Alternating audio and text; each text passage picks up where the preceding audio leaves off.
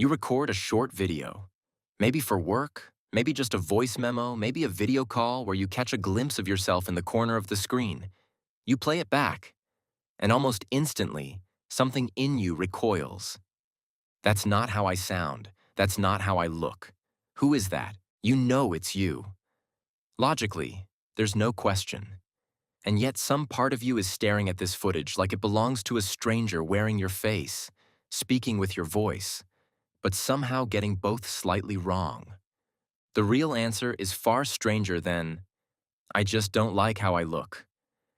It has to do with the fact that for your entire life, you've never actually experienced yourself the way everyone else does.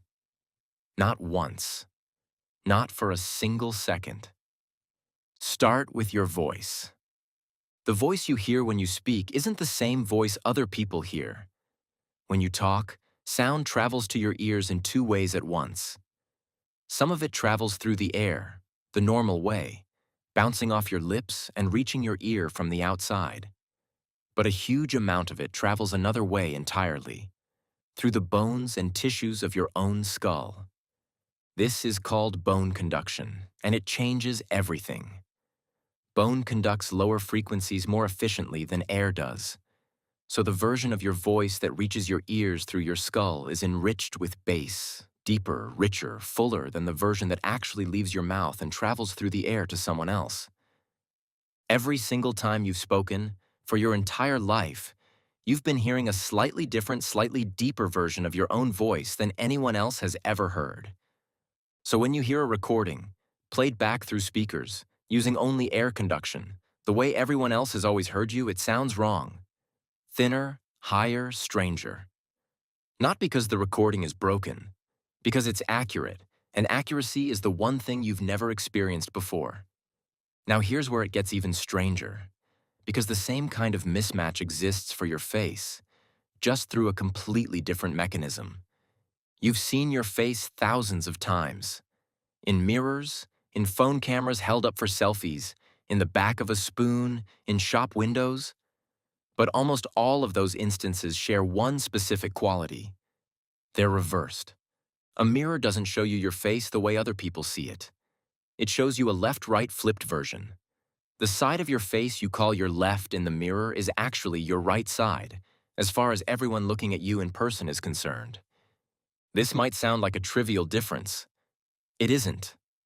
Researchers studying facial perception have found that human faces are very rarely perfectly symmetrical. One eyebrow might sit slightly higher.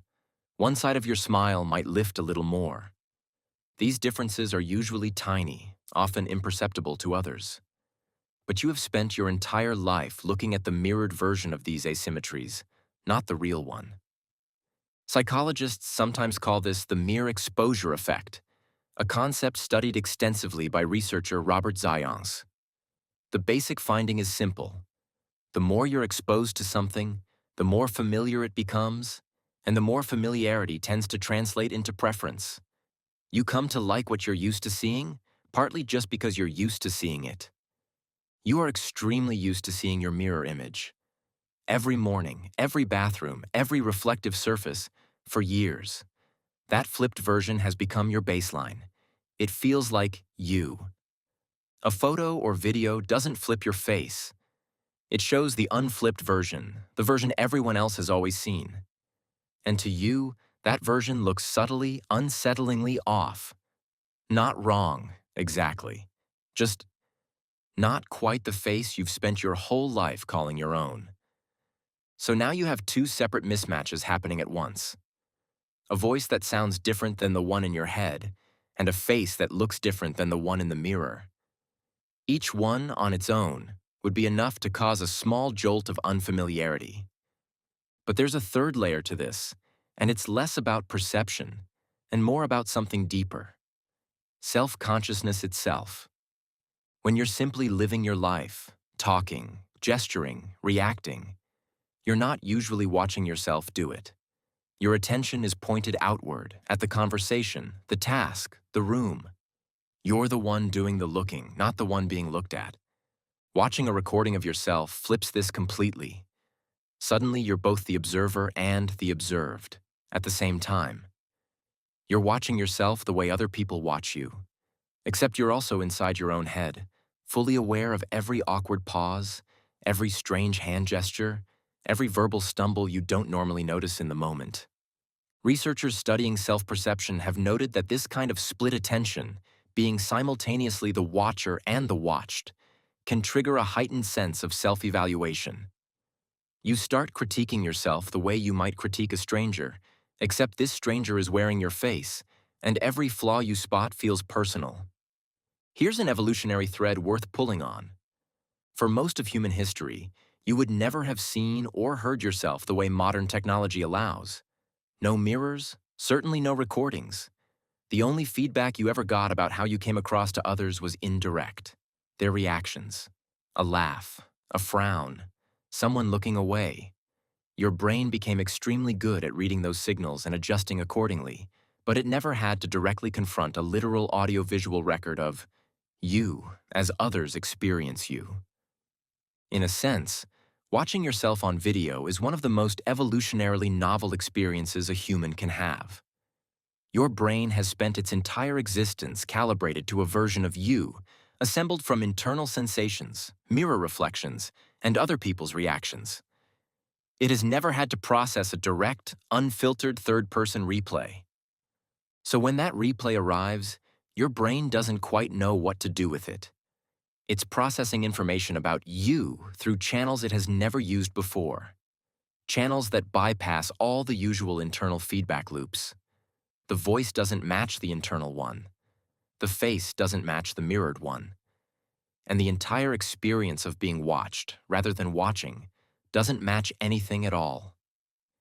This is why even people who are, by any external measure, perfectly normal-looking and normal-sounding, often wince at their own recordings. It's not because the recording reveals some hidden truth about how unappealing they are. It's because the recording is, for your brain, almost unprecedented, a version of you that exists nowhere else in your sensory history. Here's the modern mirror, and it's a strange one.